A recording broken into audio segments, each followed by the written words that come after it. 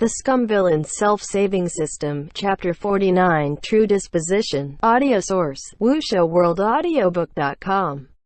Chapter 49, True Disposition.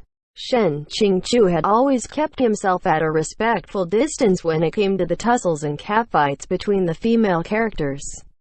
But when he saw what was happening, he felt the gap between his expectations and reality was too great, so he hurriedly followed to continue spectating. Qin Huanyue held back her tears. "I'm sorry, I neglected my duty and did not stop the little palace mistress." Xia Huling immediately interrupted her. "It was your fault in the first place. I heard that women of the human realm are particularly modest and moral, but how many times have you failed to seduce the Lord yet still refuse to leave? If you won't leave, that's fine, but you're incapable of looking after even a single person. Her cultivation isn't even as high as yours. You're her senior martial sister. You didn't stop her early and didn't stop her late. All you did was to let her make this unreasonable scene in front of the Lord. Who are you putting on this pitiful and wronged appearance for?" Hearing Xia Huling point out all her weaknesses in front of her face, Qin Huanyue was so ashamed she wanted to die.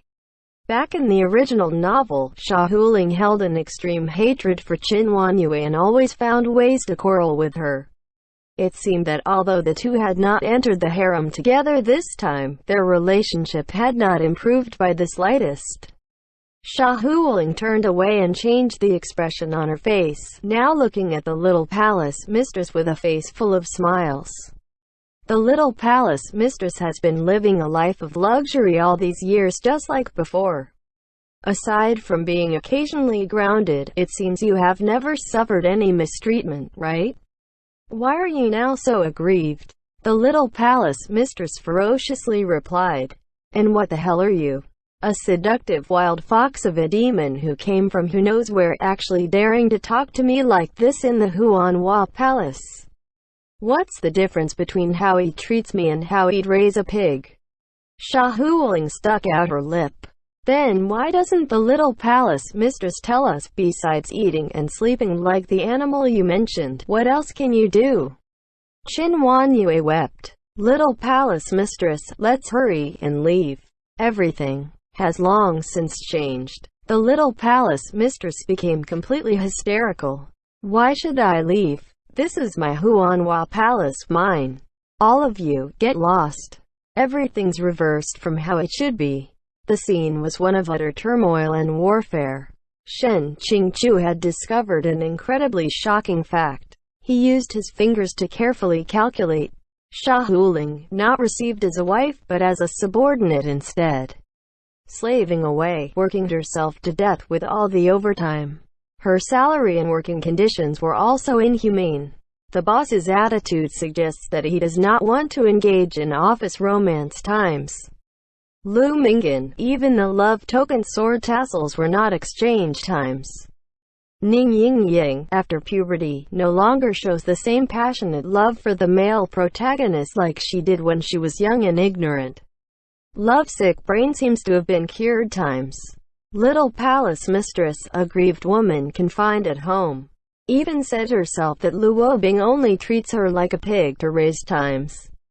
Qin Huanyue, a grieved woman confined at home number 2. Numerous attempts at devoting her life and body have all failed. Now a part-time nursemaid for the little palace mistress times. Chu Haitang, didn't we already establish that after dragging Xiāng Tóngxiù down, she would happily go NT ring with Luo Bing? How come she's still wandering around outside, travel-worn? 3 Taoist nuns, cameos as short-lived as the night-blooming cactus, hello goodbye times. Looking at it from this perspective, Luo Bing really is doing quite miserably. Dignified stallion novel male protagonist, are you still okay in that department? A perfectly good harem, tormented by him into complete pandemonium. If this was a novel, how could coolness points even be in the conversation without having received even a single wife? Xiāng Tóngxiù hurriedly knocked on the system to check all the various values. But he suddenly discovered, the B-points and coolness value had not only not been reduced but instead had actually shot up to more than 900. Since many of these values were added during the sleep and offline states, he had not received any notifications for them. Shen Qingqiu poked open all the narrow windows that he didn't know when he had received. Lined up inside was a pile of historical records. Ning Ying Yang reversed the female character's brainless pursuit. B points plus 100. Ming Fan reversed the supporting character's illogical mental retardation. B points plus 50. Lu Mingyan reversed the female character's inexplicable pursuit. B points plus 150. The ubiquitous pursuing female characters and mentally retarded cannon fodder, these two constituted the classic elements of stallion novels and the like. Now the female characters did not pursue the male protagonist and the supporting character's IQ seemed to have improved, so the B points naturally increased. This Shen Qingqiu understood just fine. But even though Lu Wobing had not hooked up with a single girl, the system did not deduct any of his coolness points. This was unscientific. Could it be that the male protagonist's coolness level was now no longer tied to him? Or in other words, was the male protagonist's coolness no longer here? This Shen Qingqiu couldn't help but look up at the gloomy Lu Wobing, and suddenly felt like he couldn't stare straight.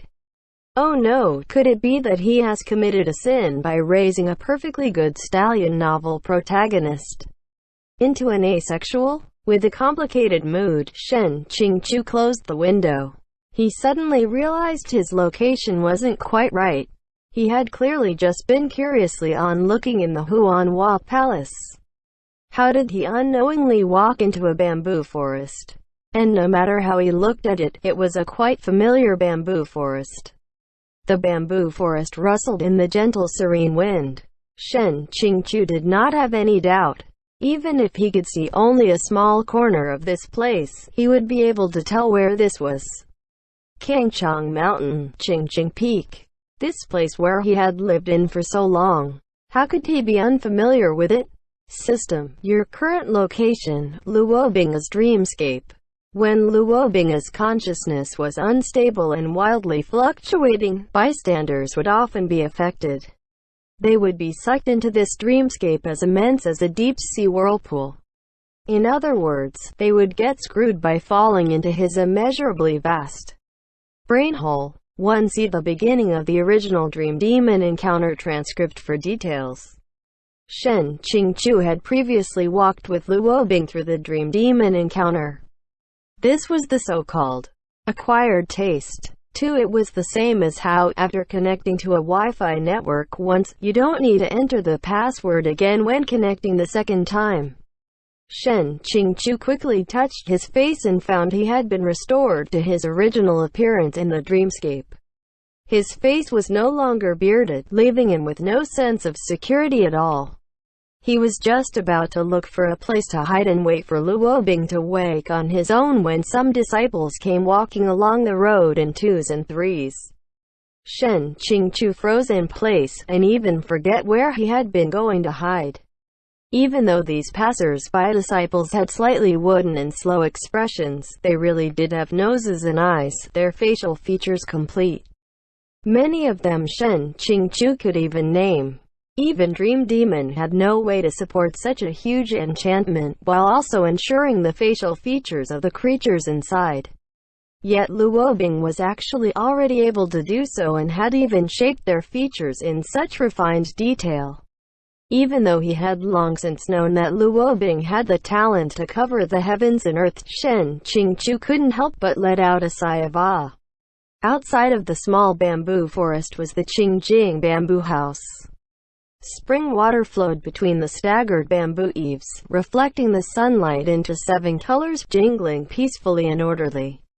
Shen Qingqiu worried that Lu Wobing was inside, so he stopped his steps and did not go forward. He had passed through this bamboo forest who knows how many times to pass the time, so he routinely found a concealed spot in the shadows to rest. Suddenly, light footsteps sounded on the fallen leaves. From the alternately hidden invisible bamboo emerged a 15-year-old white-clothed teenager. This young boy's complexion was fair, and he seemed to have run all the way over here. His forehead was covered with a thin layer of sweat and his cheeks were flushed red, overall appearing very cute. The lines of his eyes and brows were clear yet not sharp, giving the air of inexperienced freshness. Shen Qingqiu couldn't help but lament, it's been a long time since he last saw such a little fresh sunshine youth Luo Bing. During his time cultivating at Qingqing Peak, he liked to wear white clothes. Then after rebelling, the Devil King in human form Luo Bing only wore black clothes, almost completely reversed from before. This kind of fresh and tender appearance, in particular, could no longer be seen at all. As he strode over, Luo Bing called out in high spirits. Shizun. Shen Qingqiu was hidden in the dark, so this was naturally not directed at him. He turned his gaze and indeed saw someone wearing a green robe standing at the end of the stone-paved road. The Shen Qingqiu derived from the dreamscape memories stood amidst the lush green bamboo. His figure was lean and thin, resembling a spiritual bamboo himself. His expression was calm, suffused with the cold and clear air of an immortal. Just looking like this, he really did possess some bearing of gracefulness and unworldliness.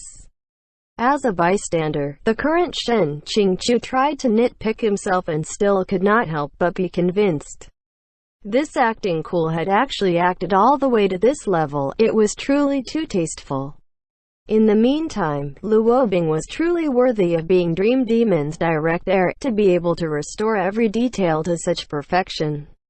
That other Shen Qingqiu in the bamboo forest seemed to be in a trance, but then tilted his head. Finished running? Luo Bing nodded his head.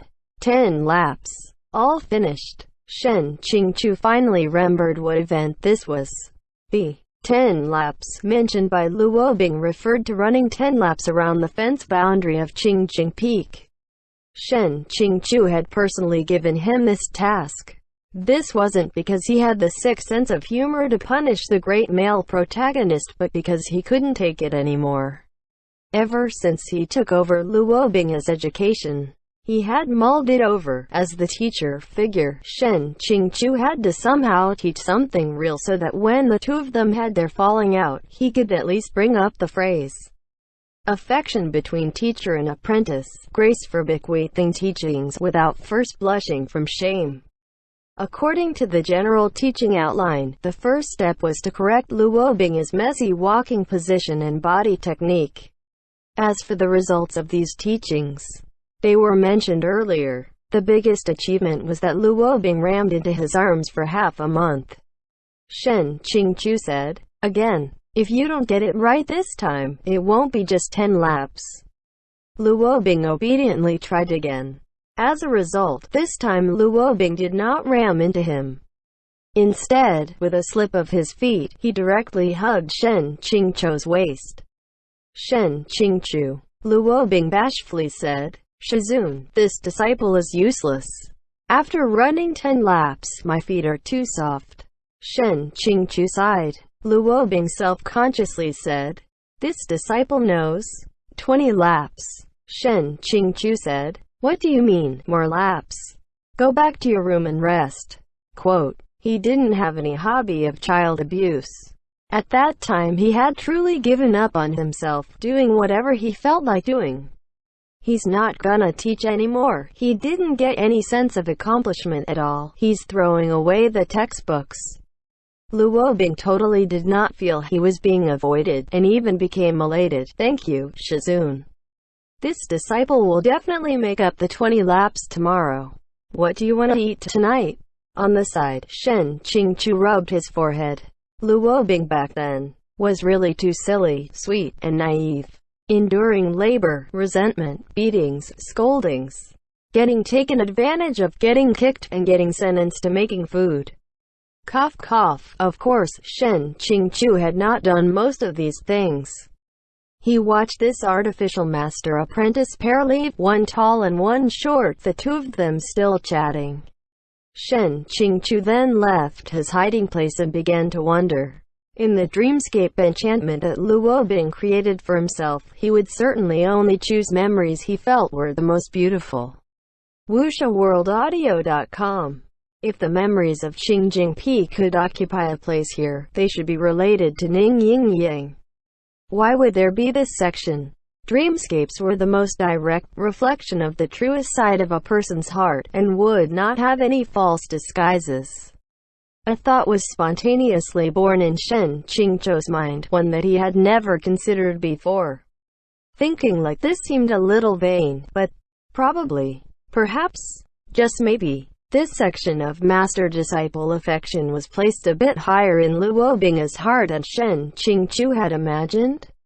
At the very least, he had still given Luo Bing some moments that could be reminisced upon.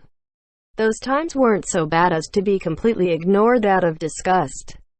Although, was Luo Bing a little masochistic? It wasn't that Shen Qingzhou wanted to badmouth him, but, in general, the memory of getting punished to run 10 laps and 20 laps didn't have any connection to the word beautiful, no matter how you looked at it, right? Suddenly, a thread of chilly air crept up Shen Qingzhou's neck, as if there was a both cold and hot line of sight climbing up along his spine. He subconsciously turned his head back. A black-clothed Luo Bing leaned against a green bamboo, arms crossed and eyes looking directly at him. The two faced each other without words. The man himself? The man himself. Shen Qingzhou's first reaction wasn't to take to his heels and start sprinting for it, but to stay in place and adjust his facial expression to his most natural. It wasn't that he had been scared stupid to the point where his legs turned soft and he couldn't run. Instead, it was because he had long since made the psychological preparations for this kind of situation. Running could not solve the problem at all. This enchantment was Luo Bing's home court, so no matter how fast Shen Qingzhou ran it would be useless. That both cold and hot line of sight just now wasn't an illusion or a mistake in his description. Luo Bing's gaze was truly like ice and fire, with both gloomy frigidity and blazing heat. These two temperatures were bizarrely mixed and condensed in his eyes, and firmly locked onto Shen Qingzhou's body. Shen Qingzhou braced himself and met his gaze. After a long while, it was Luo Bing who first sighed. He murmured, "Being able to dream is still nice." Hearing this sentence, Shen Qingzhou knew his desperate move had succeeded. He had successfully passed himself off. He had mustered up his courage and actually won the gamble. At this moment, the entranced and absent-minded Luo Bing thought he was a creation in his own dreamscape. Seeing him leaning against the bamboo and staring blankly, Shen Qingzhou remembered his dazed appearance on the head seat during the day, all alone. Then, upon comparing this version of him with the impressive commanding splendor of the original work, Shen Qingzhou couldn't help but feel a little sad. Luo Bing didn't have a single wife by his side to treat his injuries and care for his well-being. As his teacher, how could Shen Qingzhou not feel sad for him? A dignified stallion novel protagonist had actually fallen to this point. What man could bear to see this? Luo Bing said, "I wonder if Shizun could have a word with me." Shen Qingzhou's heart was currently filled with sympathy for Luo Bing, so he pleasantly and amiably replied, "Okay, what do you want to talk about?" He didn't expect that after he spoke up, Luo Bing instead froze. He instantly stood up straight and left the bamboo, a trace of disbelief showing on his face. Oops, Shen Qingzhou thought, does he think this reaction isn't right? But since the performance had already started, he had to play it to the end. I absolutely could not abandon it halfway. Awkwardness was just a small matter, but giving the game away was a big deal. Shen Qingzhou smiled slightly and said, "Didn't you let this teacher talk with you?" His tone of voice was the same that he had always used when living with Luo Bing in the past. The corner of Luo Bing's mouth twitched, and he slowly walked on over. Shen Qingzhou did not change expression. He slowly opened and closed the folding fan in his hands, using these light and small movements to ease his tension.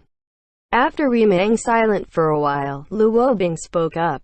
In the past, Shizun never even bothered to look at me, just walked off on his own, don't even mention talking with me. Perhaps my imagination today is a little too beautiful. Shen Qingqiu's heart stirred. Even though he felt there was something a little strange about this, these words truly did sound a bit pitiful.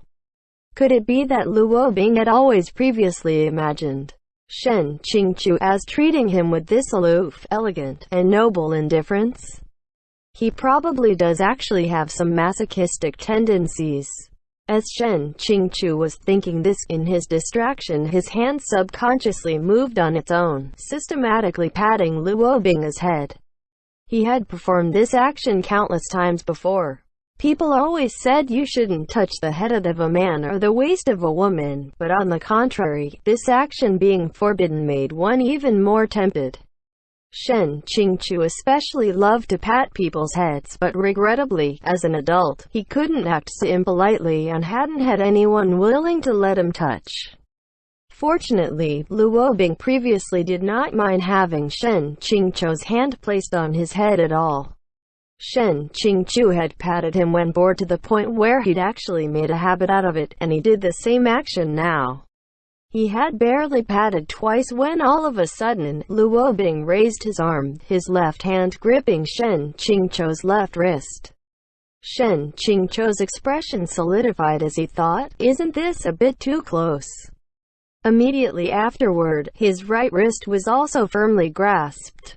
Suddenly looking up, Shen Qingqiu felt his vision blur. As if gently touched by feathers, his cheeks were swept. A strange sensation came from his lips, both soft and slightly cool.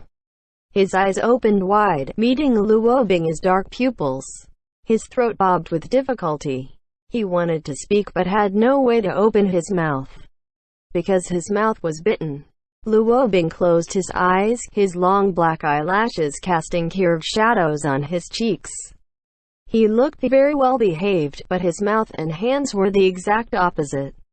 He bit Shen Qingqiu's lips with a hint of resentment and indignation, carrying a little childlike hatred. His right hand loosened the hold on Shen Qingqiu's stiff arm, instead supporting his waist and pressing them into his arms. Their two figures clearly weren't much different in stature, but his embracing posture took Shen Qingqiu into his arms. Shen Qingqiu's worldview blitzed through a continuous cycle of destruction and reconstruction at the speed of light. What ultimately breached his state of complete breakdown was a system reminder accompanied by its own celebratory BGM, Coolness Points plus 500. Congratulations. Congratulations. Congratulations. Important things must be said 3 times. Shen Qingqiu. What? He finally understood why Luo Bing had not pushed down a single girl to the point where not a single shadow of the 3,000 harem beauties had been seen, yet the coolness points had never decreased. Because he had used Shen Qingqiu to make up for the coolness points.